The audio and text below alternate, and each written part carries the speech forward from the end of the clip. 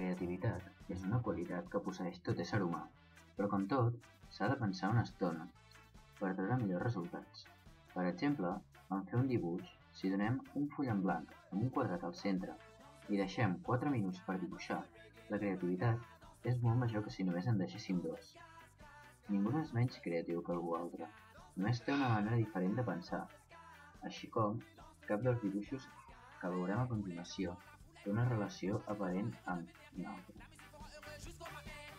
No hi ha relació ni entre petits ni entre grans, simplement expressen la creativitat a la seva manera. En aquesta tesis que hem pogut comprovar en aquest projecte, nosaltres pensàvem que els adults es declinarien més cap a coses científiques i més del dia a dia, i els nens petits es decantarien més cap al cantó de dibuixar objectes imaginats, amb més imaginació, per exemple, a camps, praderes, i en part així ha estat, ja que han dibuixat la majoria espais lliures. En la primera veiem com s'hi dibuixa el sistema solar, en la segona veiem com s'hi dibuixa un animal, i en la tercera veiem com s'hi dibuixa una casa. En la quarta, com s'hi dibuixa una cara, i en la cinquena, com s'hi dibuixa un camió passant per una autopista.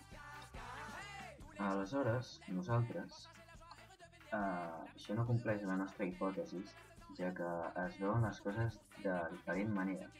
Això demostra un cop més, ja com hem dit anteriorment, que cadascú s'expressa a la seva manera. Ningú no pensa igual, només les persones al món que pensin igual. Després, hi ha invents que s'han ajuntat, com ara el timbre i la porta, per facilitar l'ús, i hem fet un timbre en porta de tal manera que no deixis de picar. Nosaltres ens hem inventat el mando més el timbre, de tal manera que quan tu perds el mando, apretant un simple botó, es posi a sonar.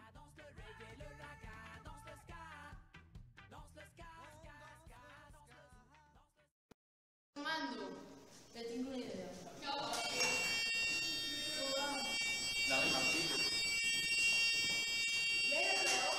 Aquí està.